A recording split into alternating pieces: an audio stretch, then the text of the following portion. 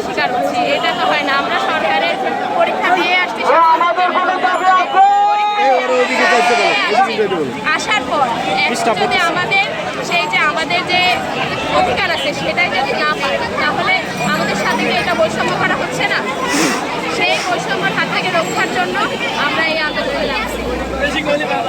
এখন আপনাদের এই আন্দোলন কতদিন চলমান রাখবেন বা আপনাদের লাগাতার অবস্থানে যাবেন কিনা? আপু কি বলতে চাচ্ছেন একটু বলেন।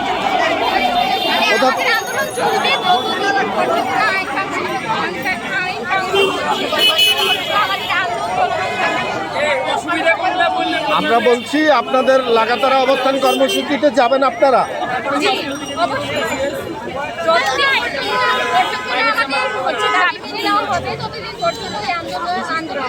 আপনারা কি কর্মসূচি থেমে থেমে করবেন না লাগাতার করবেন?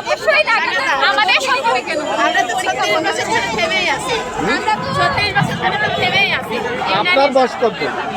আমাদের সেক্টরের বয়স তো অনেক না, প্রথম থেকে যে সেক্টর থেকে সবকিছু সিনিয়ররা করছে আর কি। হ্যাঁ, তারাও এই যে তারা এর আগে অনেকবার করছে, কিন্তু সারা বছর সার্থকতা লাভ করতে পারেনি। তাহলে কি আমাদের থেমে থাকা উচিত হবে? আমাদের আদায়, আমাদের অধিকার, আমাদের হেল্প করা যায়? হ্যাঁ, মানে এই আছে আপনারটা বের করতে হবে।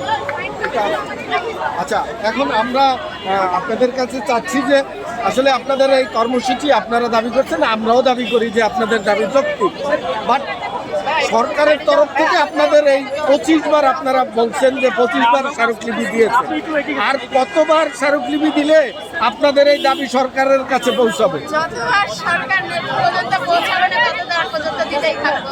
না পৌঁছানোর পিছনে তো একটা কারণ আছে, সেই কারণটা কি বলতে পারবেন আপনি? সেটা তো আমরা জানি না, সেটা সরকার জানে।